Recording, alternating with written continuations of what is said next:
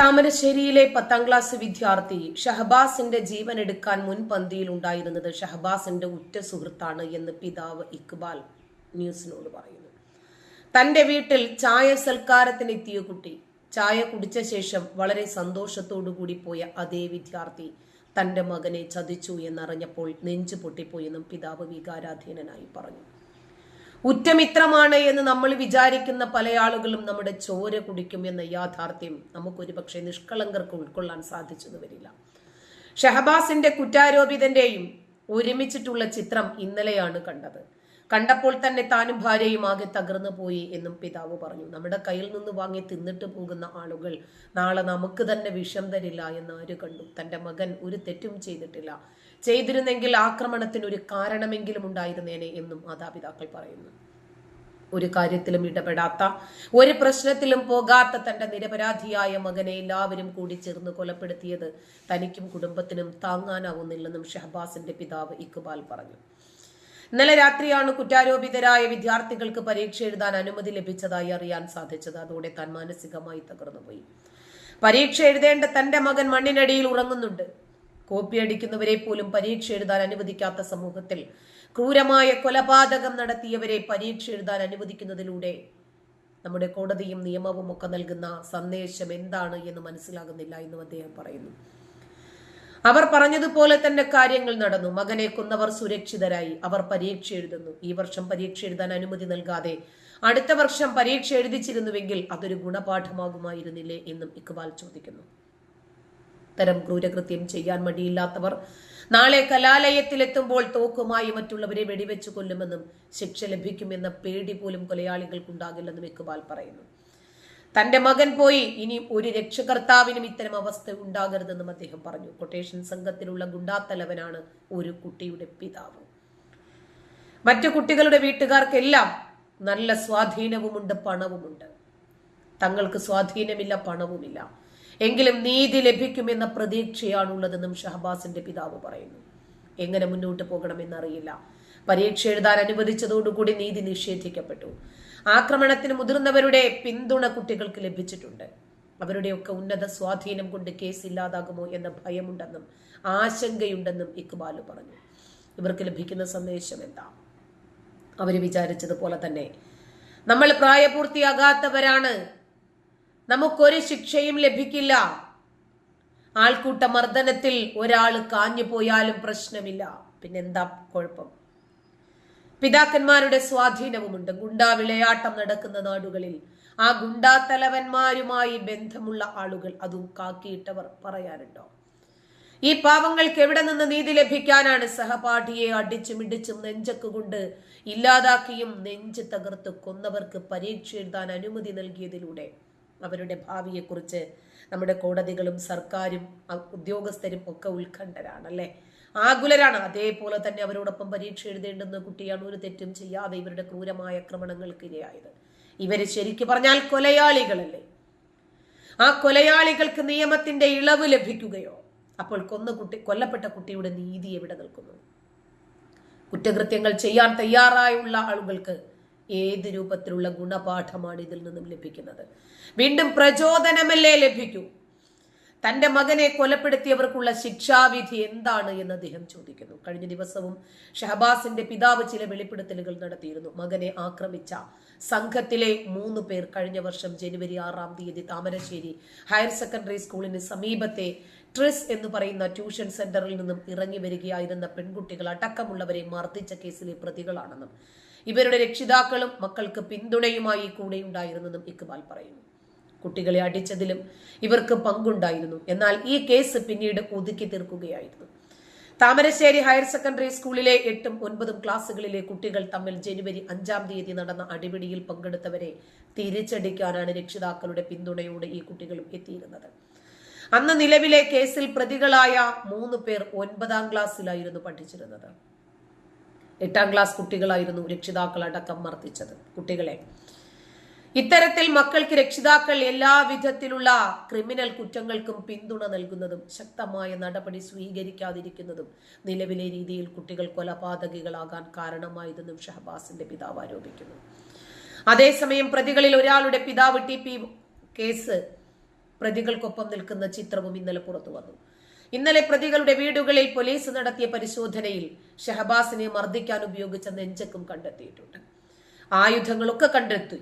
കൂടുതൽ ഡിജിറ്റൽ തെളിവുകൾ കണ്ടെത്താനുള്ള പരിശോധനയിലാണ് അന്വേഷണ സംഘം. താമരശ്ശേരി ഗവൺമെന്റ് സ്കൂളിലെ വിദ്യാർത്ഥികളായ 5 പേരെയാണ് കേസിൽ അറസ്റ്റ് ചെയ്തിരിക്കുന്നത്. ഇവർക്കെതിരെ കൊലക്കുറ്റം ചുമത്തിയിട്ടുണ്ട്. ട്യൂഷൻ സെന്ററിൽ ഉണ്ടായ പ്രശ്നത്തിന്റെ ചുവട് പിടിച്ച് നടന്ന വിദ്യാർത്ഥി സംഘർഷത്തിലായിരുന്നു 15-കാരനായ ഷഹബാസിന് ജീവൻ നഷ്ടപ്പെട്ടത്.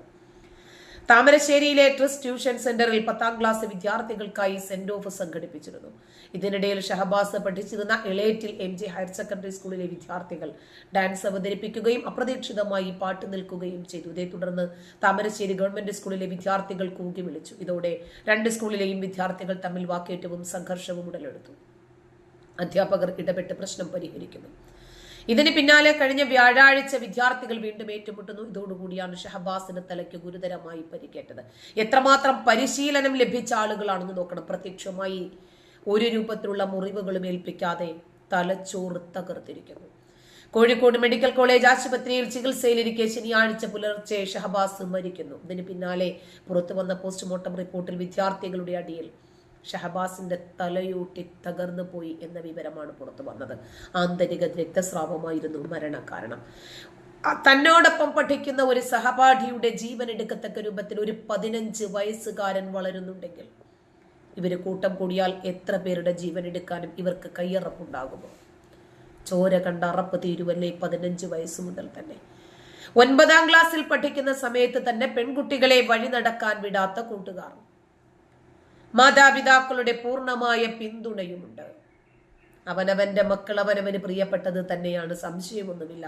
പക്ഷേ കൊലയാളികളായ മക്കളെ രക്ഷപ്പെടുത്താൻ ശ്രമിക്കുക വഴി ഈ മാതാപിതാക്കൾ ഈ നാടിന് നൽകുന്ന സന്ദേശം എന്താണ്? ആ കുട്ടിക്ക് നൽകുന്ന സന്ദേശം എന്താണ്? ഇതുപോലെയുള്ള ക്രിമിനലുകൾക്ക് നൽകുന്ന സന്ദേശം എന്താണ്? തന്റെ മക്കളെ കലാലയത്തിലേക്ക് അയക്കുന്നത് ഇവനെ പോലെയുള്ള ക്രിമിനലുകൾക്ക് അടിച്ചും തല്ലിയും കൊന്നു കൊലവിളിച്ചും ഇവരുടെ കയ്യറപ്പ് തീർക്കുന്നതിന് വേണ്ടിയല്ല. ഓരോ മാതാപിതാക്കളുടെയും ഹൃദയം നുറുങ്ങുന്ന വാർത്തകളും വാക്കുകളുമാണ് ഷഹബാസിന്റെ പിതാവ് പറയുന്നത്. തന്റെ മകനെ കലാലയത്തിലേക്ക് അയച്ചത് 10ാം ക്ലാസ്സിലല്ലേ ഈ കുട്ടി പഠിക്കുന്നത്. 10ാം ക്ലാസ്സിലേക്ക് ഇന്ന് പരീക്ഷ എഴുതാൻ കാത്തിരുന്ന കുട്ടി, പഠിക്കാൻ മിടുക്കനായിരുന്ന കുട്ടി, ഒരു രൂപത്തിലുള്ള സ്വഭാവദൂഷ്യവുമില്ല, ഒരു രൂപത്തിലുള്ള കച്ചറയ്ക്കും പോകാത്ത ഒരു കുട്ടി. സാമ്പത്തിക ഭദ്രതയില്ല, പൊളിറ്റിക്കൽ ഇൻഫ്ലുവൻസ് ഇല്ല, മാൻ പവറുമില്ല, മണി പവറുമില്ല, പൊളിറ്റിക്കൽ പവറുമില്ല. അതെല്ലാം കൂടിച്ചേർന്ന ആളുകൾക്ക് തോന്നി അവനെ അങ്ങ് ഇല്ലാതാക്കിയേക്കാമെന്ന്. പക്ഷേ ശക്തമായ രൂപത്തിലുള്ള പ്രതിഷേധം അറിയിക്കാൻ നമ്മളിൽ ഓരോരുത്തരും ബാധ്യസ്ഥരാണ്. ഈ സാഹചര്യത്തിൽ നമുക്ക് ഇതിനെതിരെ പ്രതികരിക്കാൻ സാധിച്ചിട്ടില്ലെങ്കിൽ പിന്നെ ഏത് വിഷയത്തിൽ പ്രതികരിക്കാനാണ്? നമ്മൾ വായിക്കാത്ത അമണാമുഞ്ചികളായിട്ട് മിണ്ടാതിരിക്കുന്നത്. പിതാവിന്റെ വാക്കുകളൊന്ന് കേട്ടു നോക്കുക. പിന്നെ ചികിത്സിച്ച ആ മെയിൻ ഡോക്ടർ ഉണ്ട്, അയാൾ നല്ല പറഞ്ഞ വാക്ക് കേട്ടു. അയാൾ നല്ല പറഞ്ഞ വാക്ക് ഒരു ഡോക്ടർ പറയാത്ത വാക്ക്. അവസാന ശ്വാസം പരിശോധിച്ച ഡോക്ടർ പോലും ചോദിച്ചോലു, എന്ത് ഇത്രയും ക്രൂരമായിട്ട് ആരാണ് ഇവരെ മർദ്ദിച്ചത് എന്നുള്ളത്. നെഞ്ച് കലങ്ങിപ്പോയിക്കോലും, കണ്ണ് പുറത്തേക്ക് പോന്നിക്കോലും. എല്ലാം കഴിഞ്ഞിട്ട് ഒരു കുറ്റബോധം പോലും ഇല്ലാണ്ട് ഇൻസ്റ്റാഗ്രാം ഗ്രൂപ്പിൽ വന്നിട്ട് പറയാ ധീരവാദം മുഴക്കവാൻ എന്ത് എന്റെ ഒരു അടിക്കില്ല ഷഹബാസ്, ഒരൊറ്റ അടിക്കെന്നെ കണ്ണിങ് പോന്നിക്ക്, ഇന്നൊന്ന് പോയി നോക്കിയോ എനിക്ക് കണ്ണില്ല. ഇന്റെ മനുഷ്യത്തെടുപ്പ് വേണം നായിന്റെ മോനെ, ഇന്റെ മനുഷ്യത്തെടുപ്പ് പോയി എന്തെങ്കിലും ഏതൊക്കെ പറഞ്ഞു കഴിഞ്ഞാ പറയുന്നത് തന്ത വൈബ ആടാ, തന്ത വൈബന്നെ. ഞമ്മളും പഠിച്ചിട്ട് കോളേജിലും സ്കൂളിലും ആടൊന്നും ഇന്നെപ്പോലത്തെ അറവാണി പുണ്ടച്ചി മക്കളൊന്നും ഇല്ലേനും ആ സമയത്ത് ഇത്രയും ക്രൂരമായ രീതിയിൽ. ഇതിനിടെ 2 കാലും 2 കൈയും കെട്ടിയിട്ട് ഒരു പാവച്ചക്കര കോമ്പസ് കൊണ്ട് കുത്തി കുത്തി കുത്തി നോവിച്ചിട്ട് അത് വീഡിയോ എടുത്തിട്ട് എന്താക്കിക്ക് നരഭോജികൾ ഇൻസ്റ്റാഗ്രാമിൽ ഇട്ടു കൊടുത്തിട്ട് ഒന്ന് ആലോചിച്ച് നോക്ക് എത്രത്തോളം എത്തി എന്നുള്ളത് നാടിന്റെ അവസ്ഥ. ഏടണ സ്നേഹം, ഏടണ സൗഹാർദ്ദം. കുറെ 2K ഫുണ്ടകൾ ഇറങ്ങിയിട്ടുണ്ട്. ഉള്ള തമ്മാടിത്തരെല്ലാം മൊത്തം കാട്ടുകയും ചെയ്യാനിട്ട് പറയുകയും ചെയ്യുന്നത് റാഗിങ് എന്നുള്ളത്. ഇഞ്ഞെല്ലാം ഇത്രത്തോളം ധൈര്യത്തോട് കൂടിയിട്ട് റാഗ് ചെയ്യുന്നുണ്ടെങ്കിൽ അത് ബുദ്ധിയുള്ള മനുഷ്യന്മാർക്ക് മനസ്സിലാക്കാനുള്ളൂ. എന്ത് ഇന്ത്യയിലും ബേക്കില് 4 സീറ്റിനും വേണ്ടിയിട്ട് എന്ത് ചെറ്റത്തരം ചെയ്യുന്ന കുറെ പാർട്ടി പ്രവർത്തകർ ക്യാമ്പസിൽ ഇനി അഴിഞ്ഞാടിക്കോ സാരമില്ല, നിങ്ങളെ നമ്മൾ നോക്കിക്കോളാം എന്നുള്ള വാക്കും കൊടുത്തിട്ട് കയ്യിൽ പിച്ചാത്തി ഏൽപ്പിച്ചിട്ട് എന്താക്കും കോളേജുകളിലേക്ക് പറഞ്ഞു വിടും. ഇഞ്ഞപ്പോലെ ഗുണ്ടായിസം മാത്രം കാണിക്കാൻ വരുന്ന പിള്ളേർ മാത്രമല്ല കോളേജിലുള്ളത്. പലരോടും കടം മേടിച്ചിട്ട് ലക്ഷക്കണക്കിന് ഉറുപ്പ്യ ഫീസും കെട്ടി കോളേജിലേക്ക് വിട്ടു കഴിഞ്ഞാല് ആ മാതാപിതാക്കൾക്ക് ഒരു പ്രതീക്ഷ ഉണ്ട്. എന്ത് എന്റെ മോയല്ല എന്റെ മോള് നാളെ പഠിച്ച് എന്തെങ്കിലും ഒരു കോലത്തിലാവും, വാർദ്ധക്യ കാലത്ത് നമ്മളെല്ലാം നോക്കനി വല്ല ഉണ്ടാവും എന്നുള്ള ഒരു ചിന്തയോട് കൂടിയിട്ടാണ് ആ കോളേജിലേക്ക് വിടുന്നത്. എനിക്ക് കെട്ടിയിട്ട് ആക്രമിക്കാനോ അല്ലെങ്കിൽ എനിക്ക് പിച്ചാത്തി കാറ്റുവാനോ വെച്ചതല്ല എല്ലാ കോളേജിൽ വരുന്ന പിള്ളേരും. അതും കൂടി മനസ്സിലാക്കാനുള്ള ബുദ്ധി തലച്ചോർമാണടാ. 2K ഫുണ്ടക്ക് കാന്താരിന്റെ മുന്നില് കലിപ്പനാണല്ലോ അല്ലേ. അപ്പൊ പറയല്ലോ കാന്താരി, ഓ കലിപ്പന എനക്ക് ഭയങ്കരമായിട്ട് ഇഷ്ടപ്പെട്ടു എന്നുള്ളത്. ഒരു നേരത്തെ ആവേശം കൊണ്ട് ഇന്നലെ ചവിട്ടി കൂട്ടി കൊന്നു തള്ളിയില്ല. ആ തള്ളിയതുണ്ടല്ലോ വെറും ഒരു മോന മാത്രമല്ല, മാതാപിതാക്കളെ നാളത്തെ പ്രതീക്ഷയും കൂടിയാ എന്താക്കിയത്, ഇനി ഇല്ലാണ്ടാക്കിയത്. ഇതിലെല്ലാം ഉണ്ടല്ലോ ഭൂമിയിൽ നിന്ന് തന്നെ കോടതി ചിലപ്പോ ഇഞ്ഞ വെറുതെ വിട്ടു കഴിഞ്ഞാലും മാതാപിതാക്കളെ ശാപം അത് മരണം വരെ ഞാൻ പിടികൂടും. അതിന് എഴുതി. ഇതൊന്നും ഇവരെ സംബന്ധിച്ചിടത്തോളം ഇവർക്കൊരു വിഷയമേ അല്ല. കേരളത്തിലെ ഓരോ യുവാക്കളും ഓരോ മാതാപിതാക്കളും പറയാൻ ആഗ്രഹിച്ച വാക്ക് തന്നെ. ഞാൻ നിങ്ങളുടെ മുമ്പിൽ നൂടായിട്ട് വന്നിട്ടില്ലല്ലോ.